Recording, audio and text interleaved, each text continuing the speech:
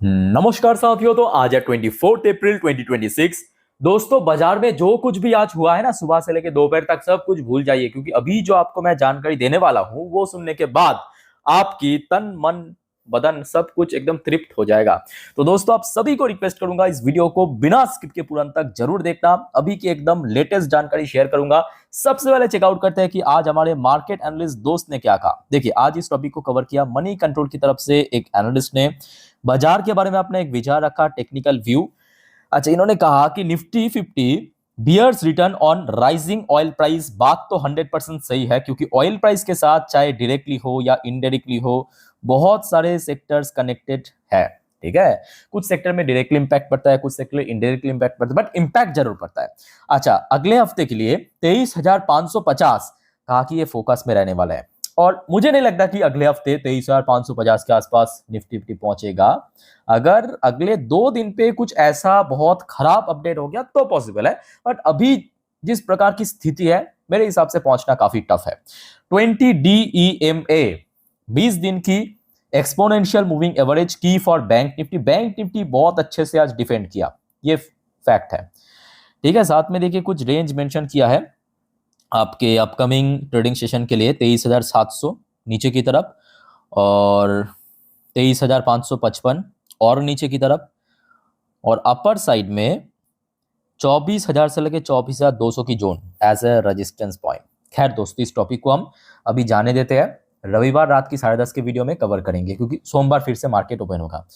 तो दोस्तों, अभी बहुत सारे जानकारी देने वाला हूं आपको, थोड़ा पेशेंस रखिए, स्टेप बाय स्टेप करके सुनिए, समझिए, देखिए।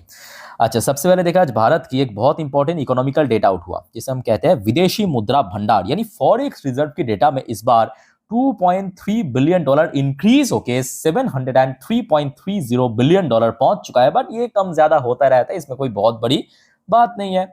अच्छा, उसके बाद आ जाइए, आज जापान की सीपीआई इन्फ्लेशन डेटा आउट हुआ। जैसे कि इस बार हमने देखा, यूएस हो, भारत हो, चाइना हो, हर एक की सीपीआई डेटा इंक्रीज हुआ। आज जापान का भी आउट हुआ है, मार्च की डेटा। ये प्रीवियस मंथ पे था 1.3%, एक्चुअल डाटा आया है 1.5%, तो मतलब काफी हद तक इस बार बढ़ गया। अब देखिए, इसमें कोई चौंकने वाली बात नहीं है, चाहे Japan, India, US, China, mostly देशों की बढ़ाए कुछ कम कुछ ज्यादा, बिकॉज ऑफ आपके वॉर या क्रूड ऑयल की प्राइस लगातार बढ़ जाने के कारण। अच्छा, उसके साथ साथ आप देखिए, जो सिचुएशन है उसके बेस पे सिर्फ यहाँ पे जेपी मॉर्गन कहना भी गलत होगा। जेपी मॉर्गन के साथ साथ बहुत सारे ऐसे ब्रोकरेज फर्म ने इंडियन इक्विटीज को डाउनग्रेड किया, जैसे कि लास्ट डे हमने कवर किया था, एचएसबीसी ने डाउनग्रेड किया। अच्छा, क्या रेटिंग दिया, क्या टारगेट दिया, मैं आपको एक बार देख के बताता हूँ। देखिए, सबसे पहली बात, जेपी मॉर्गन ने जो पहले मतलब इसके पहले रेटिंग दिया था ओवरवेट की, उसको बदल के न्यूट्रल रेटिंग दिया, मतलब थोड़ा डाउनग्रेड किया है। दूसरे, अगर बुल के सिनेरियो पे मतलब बहुत अच्छे सिचुएशन अगर बना, तो उस पॉइंट ऑफ व्यू से जो पहला टारगेट दिया था, मतलब इसके पहले टारगेट दिया था लगभग 9% ऊपर, हाँ सॉरी, जो पहले टारगेट दिया था 30,000 की, उसको 9% मतलब इस बार ड्रॉप करके 27,000 की टारगेट दिया है, 27,000 की टारगेट दिया अपर साइड में। ठीक है, और अगर हम बात करें बियर की सिनेरियो पे, मतलब लोअर साइड में अगर सबसे खराब स्थिति बनता है, तो इसके पहले टारगेट दिया था 24,000, इसको इस बार कट करके 20,500 की टारगेट दिया। तो कहीं ना कहीं देखा जाए, ये भी एक बहुत बड़ी फैक्टर है जो आज मार्केट में इंपैक्ट हमें देखने को मिला। अच्छा, उसके बाद दोस्तों, सेबी की तरफ से एक बहुत बढ़िया अपडेट।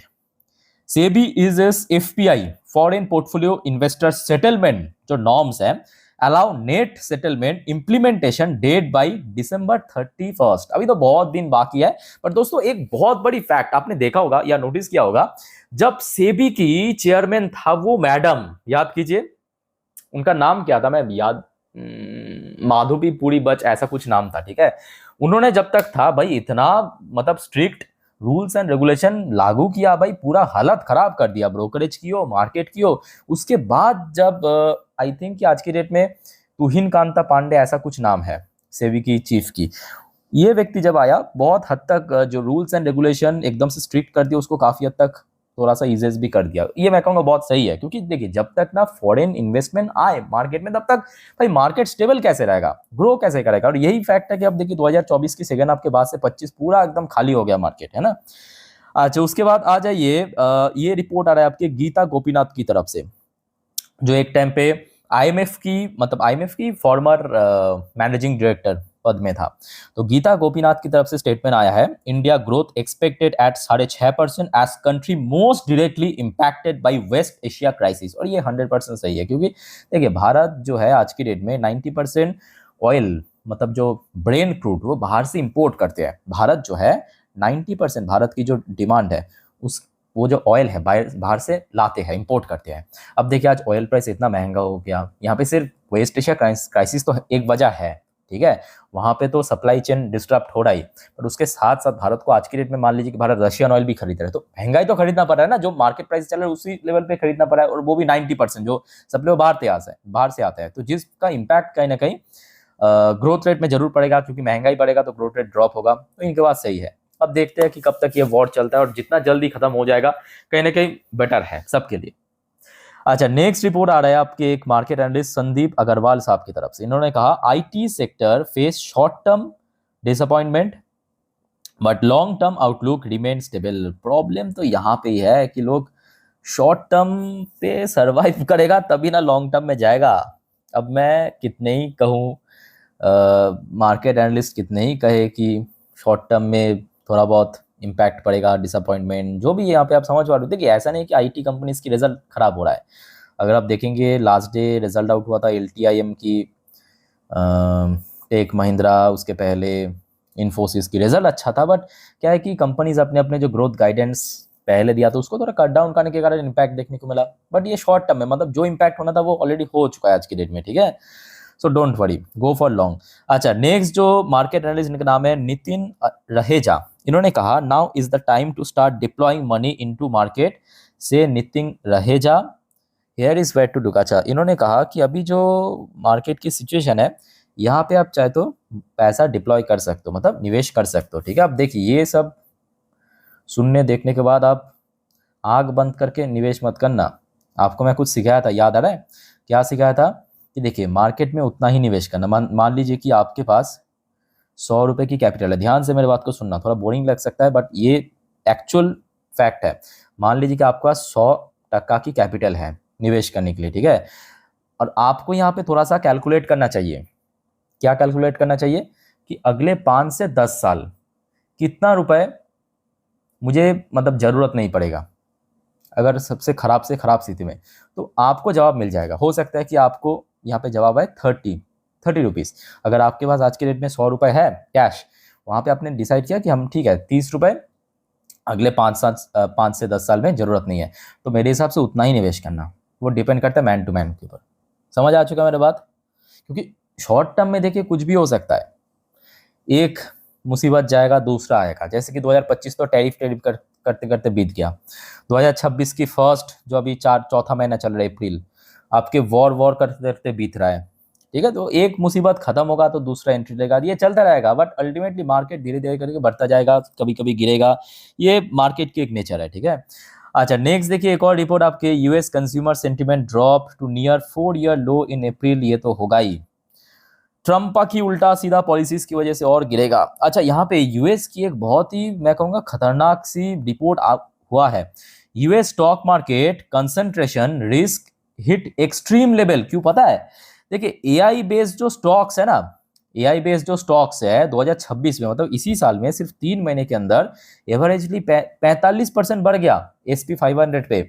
अब देखिए बढ़ना बड़ी बात नहीं है, एआई बेस्ड जो कंपनीज है कुल मिला के लगभग 1.4 ट्रिलियन डॉलर की डेट में फंसा हुआ है। 1.4 ट्रिलियन डॉलर, मतलब आप समझ पा रहे हो ना?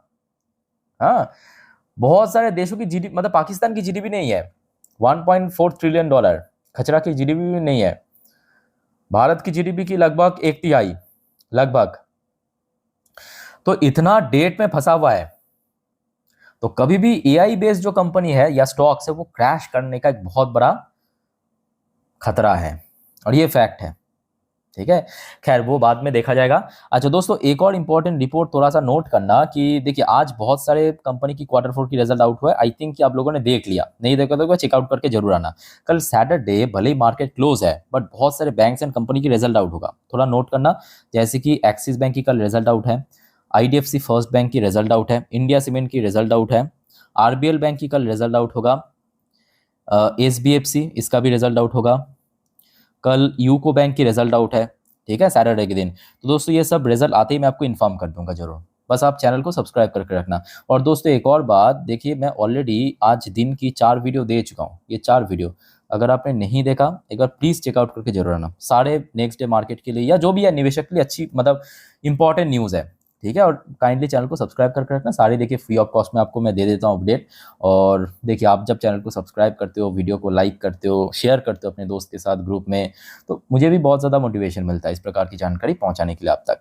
अच्छा बाय द वे दोस्तों, अभी यूएस मार्केट देखिए, यूएस मार्केट में दो इंडेक्स दो अलग अलग स्थिति में है। मतलब एक तरफ अगर आप देखेंगे यूएस में, देखिए यूएस में अभी लोकल टाइम लगभग दोपहर 12:36 डॉ जोन्स की पोजीशन एक तो वॉलेटाइल, साथ में थोड़ा वीकनेस 0.34% नीचे चल रहा है।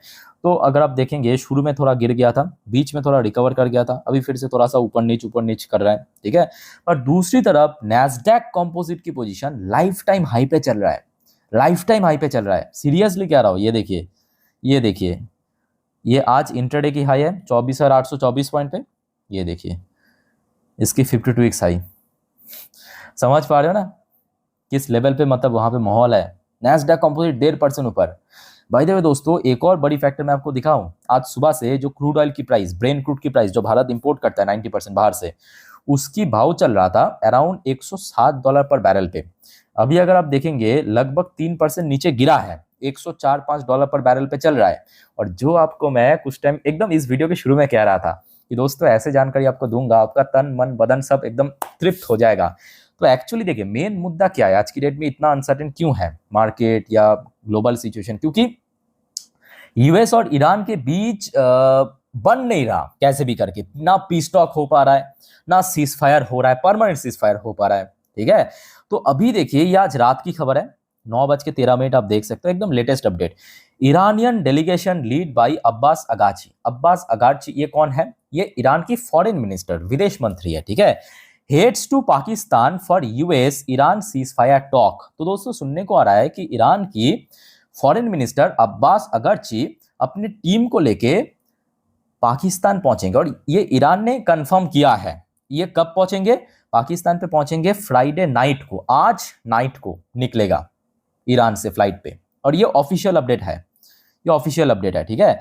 अब दोस्तों आप सडनली कहेंगे कि ईरान ने ऐसा क्यों किया, जो आपको मैं इसके पहले भी कहा था। ध्यान से मेरे बात को सुनना, एकदम न्यूट्रल रह के मैं कह रहा हूं।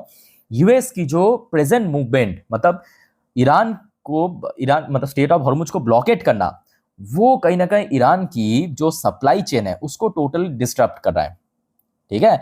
अगर आप ईरान की मैप देखेंगे, जो आपको मैं इसके पहले भी समझाया था, आप शॉर्ट मैप थोड़ा देख लीजिए, ठीक है। ईरान की जो जियोग्राफिकल लोकेशन है ना, ईरान को की जो जियोग्राफिकल लोकेशन है, वहां पे आप देखेंगे ईरान की जो 90% जो सप्लाई आते हैं वो ये स्टेट ऑफ हॉर्मुज से ही आते हैं। और इस मैप में अगर आप देखेंगे यूएस क्या किया पता है, इस पर्टिकुलर पॉइंट पे टोटल ब्लॉकेट कर दिया। आप कहेंगे क्या आसपास से नहीं आ सकता? नहीं आ सकता। क्यों नहीं आ सकता पता है? इधर तो टोटल अफगानिस्तान ब्लॉक्ड है, इधर पाकिस्तान इधर से भी आ नहीं सकता। ऊपर आ जाइए तुर्कमेनिस्तान, इधर बहुत पहाड़ है, बहुत पहाड़ है। जैसे कि भारत की आप कहेंगे सर हिमालय क्रॉस करके कोई आ सकता है, शिप में आ सकता है? बिल्कुल आ नहीं सकते, यहाँ पे पहाड़ है। और आप कहेंगे यहाँ पे कैस्पियन सी इधर आ सकता है? नहीं, इधर से भी नहीं। ये ब्लॉक सी है, ब्लॉक सी मतलब ये ओपन सी नहीं है, ये कुछ देशों के बीच में बना हुआ एक सी है। यहाँ से इंटरनेशनल शिपमेंट आ नहीं सकता, ठीक है। अजरबैजान इधर से भी आ नहीं सकता, बहुत पहाड़ जंगल फंगल है। इराक फिराक इस तरफ से भी आ नहीं सकता। आने का जो मेन रूट है ईरान के अंदर शिपमेंट, वो दोस्तों यही है। और यहाँ पे यूएस ने टोटल ब्लॉकेट करके टोटल सप्लाई चेन बंद कर दिया ईरान की, ठीक है। तो जिस वजह से अब ईरान को मजबूरन ये सीज फायर को लेकर आगे बातचीत करना पड़ रहा है, भले ही ईरान कुछ भी कहे। देखिए मैं यहाँ पे न्यूट्रल रह के आपको समझाने की कोशिश कर रहा हूँ, ठीक है। बाकी ये मत कहना कि आप ईरान मतलब यूएस की फेवर में कह रहा हूँ, ऐसे नहीं है। जो सिचुएशन है उसके बेस में आपको कह रहा हूँ, समझा रहा हूँ, ठीक है। बाकी दोस्तों इस बारे में देखिए, ये तो मैं आपको शॉर्ट में बता दिया, बहुत सारे और भी अपडेट है, बहुत सारे और भी डिटेल है जियो पॉलिटिक्स के ऊपर, जो आपको मैं नेक्स्ट वीडियो दूंगा, रात की 12 बजे की वीडियो, ठीक है। मिस मत करना, बहुत सारे इंपॉर्टेंट अपडेट है।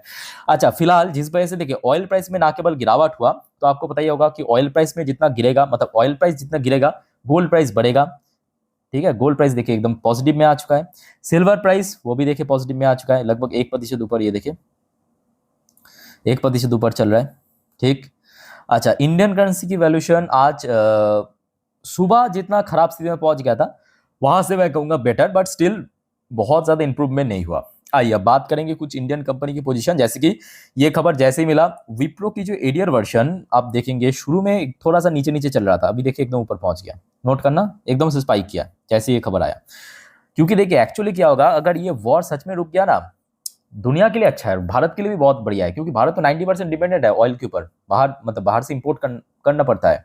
अच्छा, इन्फोसिस की एरियर वर्जन, आज इन्फोसिस की शेयर क्रैश कर गया, जिस वजह से अभी 3% नीचे चल रहा है, बेसिकली एक एडजस्टमेंट। दूसरी तरफ अगर हम बैंक्स की शेयर की बात करें, जैसे कि आईसीआईसी बैंक 1.1% नीचे चल रहा है। अच्छा, एचडीएफसी बैंक आज इंडियन मार्केट में आई थिंक पॉजिटिव में क्लोजिंग दिया, तो यहाँ पे बेसिकली एक एडजस्टमेंट चल रहा है, ठीक है। अब गेस व्हाट, गिफ्ट निफ्टी की पोजीशन पता है कितना है? जस्ट अ मिनट, मैं आपको रिफ्रेश करके बताता हूँ।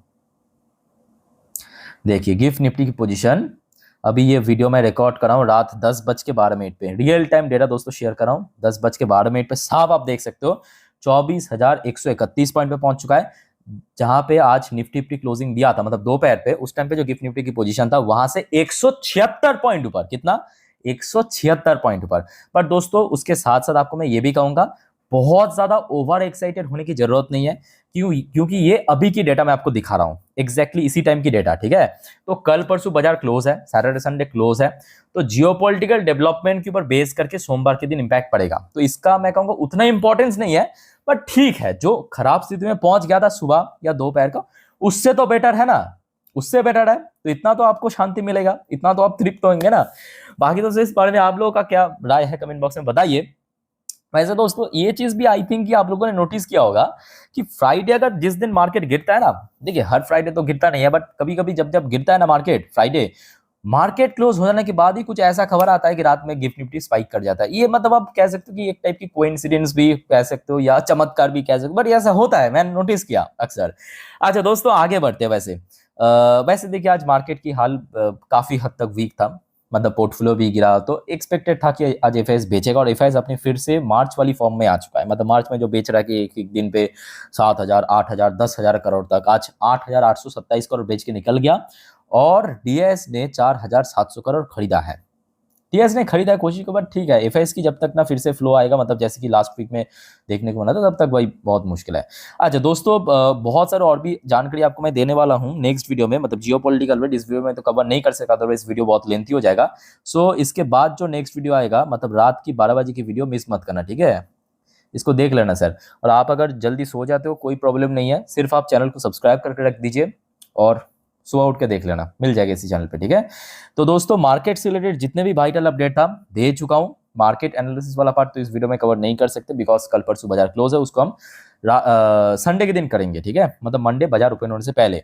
अब दोस्तों थोड़ा ध्यान से मेरी बात को सुनिएगा, कल Saturday market close, Sunday market close, और सैटरडे मतलब कल बहुत सारे बैंक्स एंड कंपनी की रिजल्ट आउट होगा, सब अपडेट आपको दे दूंगा, इसके साथ जितने भी जियोपॉलिटिकल अपडेट आएगा। संडे के दिन मोस्ट इंपॉर्टेंटली दोस्तों याद रखना, अगले हफ्ते के लिए जितने भी इवेंट है अपडेट दे दूंगा, जितने भी इकोनॉमिकल डेटा आउट होगा अपडेट दे दूंगा, क्वार्टरली रिजल्ट आउट होगा अपकमिंग वीक में जानकारी दे दूंगा, और मोस्ट इंपॉर्टेंटली जियोपॉलिटिकल अपडेट, कौन कौन सी स्टॉक इंपॉर्टेंट है, तो एक भी वीडियो दोस्तों मिस मत करना। बाकी वीडियो अच्छे लगे तो लाइक कीजिए, सब्सक्राइब कीजिए चैनल को, शेयर जरूर कर अपने अलग अलग ग्रुप्स में दोस्त के साथ। तो मिलते हैं नेक्स्ट वीडियो में, टेक केयर, बाय बाय, जय हिंद।